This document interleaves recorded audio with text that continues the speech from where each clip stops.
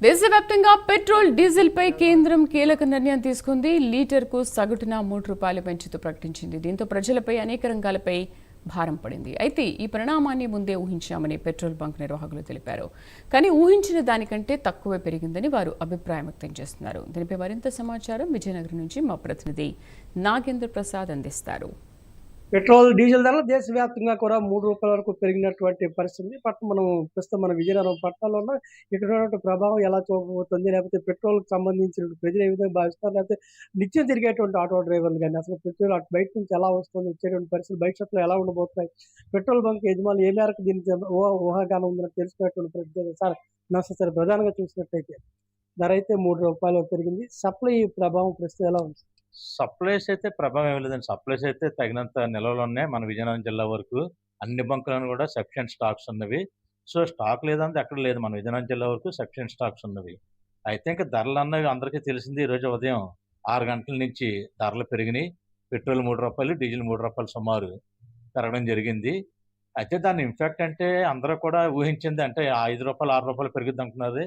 ఒక విధంగా చూడాలంటే ఇంకా తక్కువ పెంచినట్టే గవర్నమెంట్. యాక్చువల్లీ ఈరోజు డీజిల్ ప్రైస్ చూస్తే ఇంటర్నేషనల్ మార్కెట్‌లో ₹153 చిల్లర ఉంది. అంటే ఇది పబ్లిక్ రేట్‌లో ఆల్రెడీ గవర్నమెంట్ సబ్సిడీ భరాయిస్తుంది కాబట్టి ఈరోజు ₹100కే మనకి డీజిల్ దొరుకుతుంది. అదే ఇండస్ట్రీస్ ఏదైనా తీసుకోవాలంటే ఈ రోజున్న ప్రైస్ ₹153. అంటే ఇంకా రమారమి ఒక ₹50 చిల్లర గవర్నమెంట్ సబ్సిడీ భరాయిస్తుంది. అందువల్ల ఇది పెద్ద భారం అని ఎవరు భావిస్తలేదు. వాళ్ళు ఆల్రెడీ మెంటల్‌గా ప్రిపేర్ అయి ఉన్నారు. ₹5, ₹6 పెరుగుతున్నది కనీసం ₹3తో గవర్నమెంట్ సరిపెట్టారు. అదండి. దీనిమైతే ఇంపాక్ట్ అయితే ఏమీ లేదు. సేల్స్ నార్మల్‌గా ఉన్నవి. అంతా నార్మల్ రెగ్యులర్ కోర్సే నడుస్తుంది. అంటే ఈ యుద్ధ ప్రభావాల వల్ల హార్మోన్ జల్స్ అన్ని మూసివేశారంగా వచ్చే స్టాక్ రావట్లేదు. ఇదేమైనా ఉందండి వాస్తవం అటువంటి పరిస్థితి? అంటే సరుకు రాక క్రైసిస్ అన్నది ఉందండి. బట్ ఉన్నదని అలా రేషనింగ్ యాక్చువల్లీ ఎప్పుడు కూడా మన ఇండియన్ గవర్నమెంట్ దగ్గర ఒక 2 నెలలకు సరిపడే సరుకు ఎప్పుడూ ఉంటది. సో, అది అవుతుంటే వాళ్ళు అది రీఫిల్ చేయడం ఇవన్నీ ఉంటది రెగ్యులర్ కోర్స్‌లో. అందువల్లంటే అనుకున్నంత ఇంపాక్ట్ లేదు. బట్ ఎంతో కొంత ప్రభావం అయితే ఉంది. కొంచెం షార్టేజ్ అయితే ఉంది గానీ, అంత అబ్నార్మల్ క్రైసిస్ అయితే ఏమీ కాదు. మనకు తగినంత నిల్వలున్నవి. ఒక 2 నెలలకు సరిపడా స్టాక్స్ ఉన్నవండి. దాని గురించి అయితే ఎవరు వర్రీ అవ్వక్కర్లేదు. మీరు చెప్పినట్టుగానే గతంలో అసలు పెట్రోల్ దొరకదేమని బారులు తీరిన పరిస్థితి కూడా చూసాం. బట్ అదంతా క్లియర్ అయ్యి మళ్ళీ నార్మల్ స్టేజ్‌కొచ్చింది. అంటే ప్రజలు కొంచెం ఎక్కువగా ఊహిస్తున్నారా అప్పుడు? అంటే ఇది ఎవరో కదండీ. కేవలం మీడియా ప్రభావం అంతండి. సోషల్ మీడియా ఏంటంటే, ఎక్కడో హైదరాబాద్‌లో ఏదో ఇష్యూ వచ్చి అక్కడ పంపులు డ్రై అవుతే దాన్ని ఆంధ్రాకి అంటగడతారు. దాంతో ఇక్కడ పానిక్ అయిపోతారు. అందరూ ఫుల్ ట్యాంక్ అంటారు. ఇక్కడ ప్రాబ్లమ్ ఎలా వచ్చిందంటే, అప్పుడు ఒక్కొక్కళ్ళు ఫుల్ ట్యాంక్ చేస్తే జనరల్‌గా సపోజ్ మా సమన్వయత ఏజెన్సీస్ ఉంది. జనరల్‌గా 7,000-8,000 పెట్రోల్ అవుద్ది. అప్పుడు ఈ పానిక్ సిట్యుయేషన్‌లో 20,000 లీటర్లు, 25,000 లీటర్లు అలాగ అయిపోయింది జరిగింది. ఆ తర్వాత మళ్ళీ 3,000-4,000 లీటర్లు అవ్వడం కూడా గగనమైంది. అంటే ఇదంతా కేవలం పానిక్. ఇదేమి దాచుకు ఎప్పుడు స్టోర్ చేసింది కాదు. ఇవాళ కొనుక్కున్నది రేపు ఎల్లుండి ఖర్చు పెట్టాలి.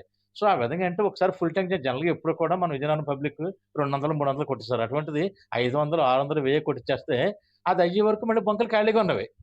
సో, ఒకేసారి క్రౌడ్ రావడం, తర్వాత బంకులు ఖాళీ అయిపోవడం ఇది కేవలం పానిక్ సిట్యుయేషన్ తప్ప రియాలిటీ కాదండి అది. ప్రధానంగా మనం చూస్తాం ఉదయం నుంచి అనేక బంకులు పరిశీలించినప్పుడు ప్రజలైతే చాలా సామాన్యంగా అతి పలచగా కూడా ఉన్నటువంటి పరిస్థితి ఉంది. అంటే ప్రధానంగా ఈ సోషల్ మీడియా ప్రభావం వల్ల పెట్రోల్ దొరకదేమో అనేటువంటి కొంతకాలం నడిచినప్పుడు పెట్రోల్ బంకుల దగ్గర ప్రజలు బారులు తీరిన పరిస్థితిని కూడా చూసాం.